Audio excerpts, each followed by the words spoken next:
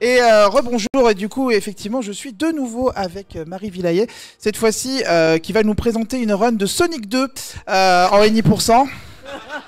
Ah, vous êtes resté là toute la journée, maintenant vous savez jouer? Non, pas encore, d'accord. Non, on voulait finir effectivement donc la deuxième partie de l'interview donc par rapport à Move It. Et on avait dit effectivement avant la fin de l'interview qu'on aurait potentiellement besoin de vous pour la suite de l'étude qu'on a fait, de laquelle on a parlé ce matin avec Cécile Galéa, Mo et Seski, qui sera retrouvée d'ailleurs sur les VOD. N'oubliez pas de mettre la cloche. Mais également, voilà, en fait, pour la prochaine étude, on aura peut-être besoin de vous et on va vous faire passer certainement un formulaire sur le Discord. Ça me fait penser que le Discord est ouvert, donc n'hésitez pas. Et Marie, de quoi, sur ce formulaire, on va avoir besoin de renseignements? Alors, d'abord, je voulais dire un premier truc avant, c'est que j'ai passé tout aujourd'hui et une partie de hier soir avec vous. Et franchement, je me suis pas ennuyée une seule seconde. J'ai adoré ça. Le jeu, je suis incapable, c'est pas la peine. Mais par contre, l'enthousiasme que j'ai par rapport à tout ce que vous êtes et tout ce que vous faites, c'est géant. Franchement, vraiment.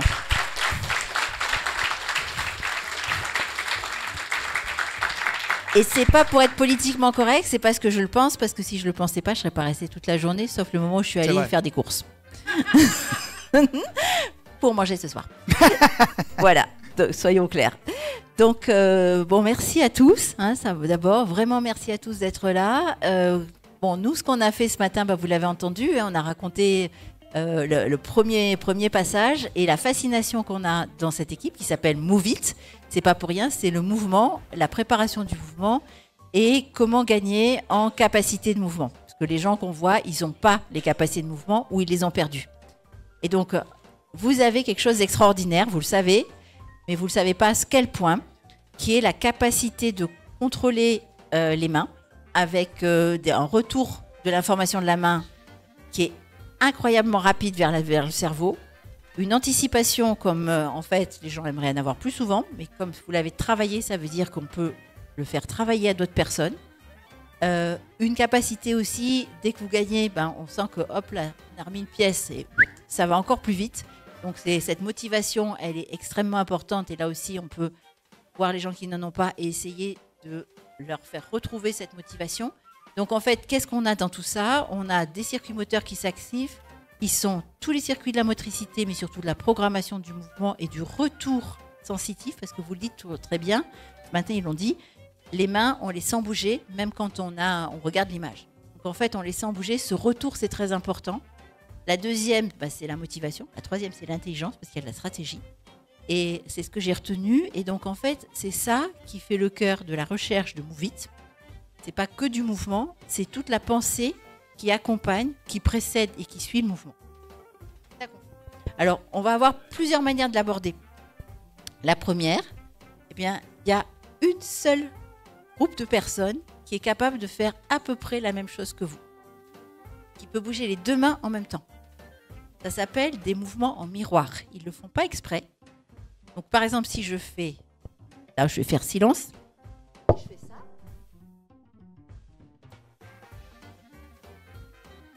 Alors, vous l'entendez pas, vous, dans le chat, mais en gros, elle expliquait que voilà, si je fais ça une fois, bah, l'autre ne va pas bouger. Par contre, si je le fais en même temps, ça bougera. Quoi. Voilà, en clair, c'est ça. C'est que normalement, on peut faire une main indépendante, mais eux, les deux mains ne sont pas indépendantes. Elles bougent en même temps, même s'ils veulent bouger que la main droite. Donc ça s'appelle des mouvements en miroir. Et pourquoi? Eh bien parce que ces personnes, ils ont un double câblage. Ils ont un câblage naturel, celui qu'on a tous, et en plus, ils ont un deuxième câblage qui normalement disparaît chez l'humain au cours de l'évolution, depuis qu'on était un singe, et ils persistent, et donc du coup, ils vont avoir des mouvements des deux côtés. Et si vous avez des enfants petits, des cousins, des frères et sœurs, ben, vous voyez que les enfants, ils bougent les deux mains en même temps, dès qu'ils font un mouvement. Et pourquoi? Parce qu'ils ne savent pas encore comment supprimer le mouvement d'une main pendant qu'ils jouent de l'autre. Donc en fait, cette fameuse capacité à faire deux choses différentes avec les deux mains, comme quand on joue du piano ou de la musique. Donc en fait, cette histoire-là, c'est une des multiples manières d'aborder dans Move It la construction cérébrale au cours du développement du mouvement. Et donc en fait, la manière de comprendre comment ça s'est développé comment chez certaines personnes qui sont malades, ça s'est distordu, et comment chez certaines personnes, parce qu'elles vont se réentraîner, ça va se compenser. Et rien que ça, c'est un temps plein. Ce que vous avez vu chez. Voilà. Et pour faire ça, eh bien en fait, d'abord on demande aux gens, parce qu'en fait les personnes, elles savent très bien expliquer ce qu'elles ressentent. Là, vous me l'avez expliqué. Et comme on ne peut pas tout expliquer, eh bien on va regarder les circuits, d'abord statiques et ensuite en action, dans l'IRM. Dans l'IRM, pendant qu'une tâche, on enregistre en permanence ce qui se fait. Et on l'enregistre pourquoi et comment? Non, mais c'est l'IRM, ça fait des images. Non, l'IRM, ça peut calculer votre flux sanguin dans une zone du cerveau. Et cette zone dans laquelle le flux sanguin augmente, comme quand on rougit, eh bien, c'est la zone dans laquelle il y a une activité qui se fait, puisque quand un neurone fonctionne, il a besoin d'énergie. Et l'énergie, elle est apportée par le sang avec le glucose et tout ça. Donc, en fait, on va voir par les activations en flux ce qui se passe. Et puis, on va avoir une nouvelle technique qui commence à se développer. Et on a le seul appareil ici, actuellement, en France, qui s'appelle les ultrasons focalisés. Et là, la prouesse technologique, elle est un cran plus loin. C'est qu'on peut avoir le truc en temps réel. Parce qu'en fait, le flux sanguin, il est en temps réel. C'est un peu comme la consommation de votre voiture quand vous regardez la consommation de carburant en temps réel. Et bien là, ça nous donne en temps réel. Ça nous donne donc l'histoire de votre cerveau en temps réel. Et puis, on a encore un niveau supplémentaire qui est l'enregistrement de l'activité cérébrale électrique. Et là, elle est encore plus proche. Donc, en fait, on remonte le temps depuis, on regarde ce qui se passe jusqu'à, on est en même temps que l'événement. Et vous êtes probablement un coup d'avance. Donc, c'est ça qui est important pour nous, c'est de comprendre l'organisation du mouvement et comment vous arrivez à obtenir quelque chose qui est exceptionnel, et vraiment, et comment, en fait, si vous êtes des gens totalement normaux, on va pouvoir arriver à faire des gens qui sont malades, des gens presque exceptionnels. En fait, on ne peut pas enlever la maladie complètement. Donc, ce que vous faites aujourd'hui, moi, je suis extrêmement touchée. C'est pour ça vraiment que vous ne voulez pas rater une heure de votre temps, sauf la nuit. Voilà. Parce que c'est quelque chose qui touche au cœur de l'humain, au cœur de la pathologie et au cœur de la compréhension. Et ce n'est pas des mots, c'est vraiment ce qu'on fait, vraiment, parce qu'on passe beaucoup de temps. Et avec des réussites et puis des moments où on ne s'en sort pas. Donc, en quoi vous allez nous aider? Quelles sont les personnes à qui on demande de venir? Tous les gens qui sont volontaires. Ce qu'on veut savoir, parce qu'on n'a pas les mêmes capacités, c'est l'âge de la personne ou sa date de naissance. Parce qu'en fait, on est beaucoup plus rapide chez un enfant ou c'est un sujet jeune qu'à mon âge. Voilà. Deuxième chose, on va balancer, comme on l'a dit ce matin, des hommes et des femmes. Dans une machine IRM, on ne peut pas passer une dame qui est en début de grossesse parce que c'est le moment du développement du cerveau. Donc en fait, on va demander aux jeunes femmes si elles ont un risque ou d'être enceintes ou si elles sont enceintes. Ce n'est pas intrusif. C'est juste parce qu'en fait, on veut protéger ce qui pourrait arriver dans une machine qui donne en fait un champ magnétique. Et puis la troisième chose, eh bien en fait, on va demander si vous êtes droitier ou gaucher. Enfin, quand on vous regarde jouer, c'est pas évident. Vous jouez tellement bien des deux mains que là, on est un peu fatigué. Et c'est à peu près tout. Ensuite, on vérifiera juste qu'il n'y a pas d'autres difficultés. Par exemple, quelqu'un qui a une difficulté motrice antérieure, il y a déjà des phénomènes d'adaptation. Donc finalement, les demandes sont, il n'y en a pas beaucoup. Est-ce que vous êtes un homme ou une femme? Bon, biologiquement, on va dire. Deuxièmement, quel est votre âge? Et troisièmement, est-ce qu'il y a eu quelque chose, un accident sur votre main qui fait que la fonction est un peu différente? Et puis, la dernière chose, est-ce que vous êtes enthousiaste pour travailler avec nous? Et c'est tout. Très bien. Il y avait aussi une chose par rapport à la première étude, justement, parce que Emo et Seski jouaient à 2 styles de jeu différents. Est-ce que ça, il y a quelque chose que vous souhaitez aller plus loin dans les styles de jeu aussi Alors ça, c'était un peu notre version tout à fait débutante, parce que ce qu'on cherche à savoir, c'est comment on peut avoir une diversité de réponses et une activation différente du cerveau. Donc c'est vrai que des styles de jeu différents. Là, il va falloir nous expliquer avec des mots très simples. Les styles de jeu différents vont activer des capacités cérébrales, des circuits très différents. Et en particulier le cervelet, qui vous sert à marcher et à coordonner vos mouvements. Eh bien, il y a des jeux qui vont être beaucoup plus de coordination. pour battre le jeu, tuer le jeu, quoi, en quelque sorte, aller très vite. Et puis d'autres qui vont être des jeux de stratégie.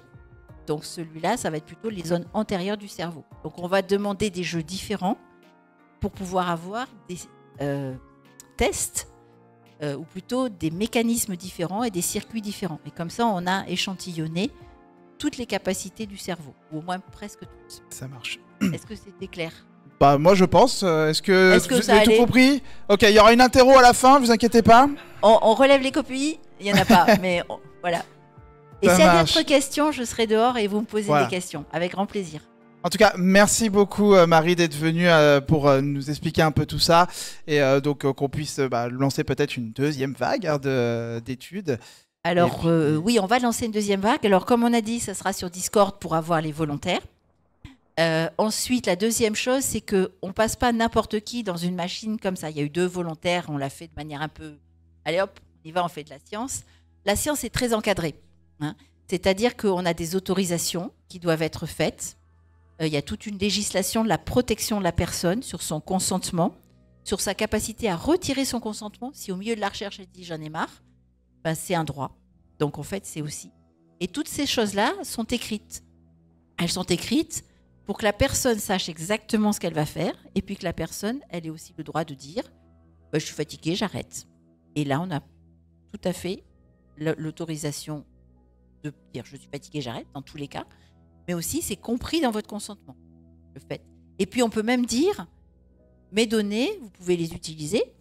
Bien sûr, elles seront anonymes, sauf dire que c'est un homme ou une femme. Mais on peut dire aussi « ah non, je regrette, j'aurais pas dû faire ça. Je veux pas que vous utilisiez mes données. » Et c'est aussi un droit. Donc, on les jette à la poubelle. Donc, en fait, toute cette administration, elle est faite pour que la liberté parfaite de la personne qui participe soit garantie et respectée. Et nous, on y tient énormément parce que, évidemment, pour les patients, c'est encore plus important parce que parfois, il y a la relation avec le soin qui font qu'ils pensent qu'ils doivent dire oui. Et justement, toutes ces démarches administratives protègent la personne d'une influence extérieure. Et c'est très important. Et nous n'avons pas le droit, par exemple, de passer quelqu'un qui travaille en direct avec nous sur un protocole de recherche parce qu'il pourrait y avoir une relation d'influence en disant c'est toi le chef, donc tu peux le faire. Donc je le fais et j'ose pas te dire que je le fais à contre-cœur.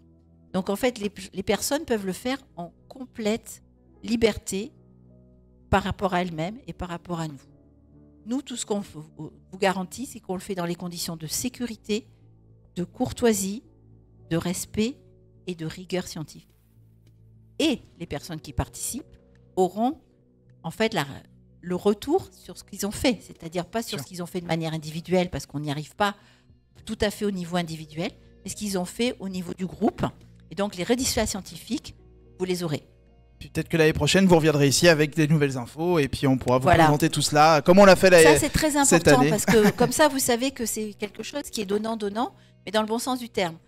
On vous donne notre question, vous pouvez même l'améliorer. On est preneur de toutes les bonnes idées. On respecte votre liberté au-delà même de ce qui est demandé par la loi. Et de l'autre côté, on vous offre les résultats qui soient passionnants ou juste très simples, parce qu'on les a fait ensemble. Très bien. Merci beaucoup, on peut applaudir en tout cas. C'est moi qui vous applaudis. On va... Merci à vous surtout. Merci beaucoup.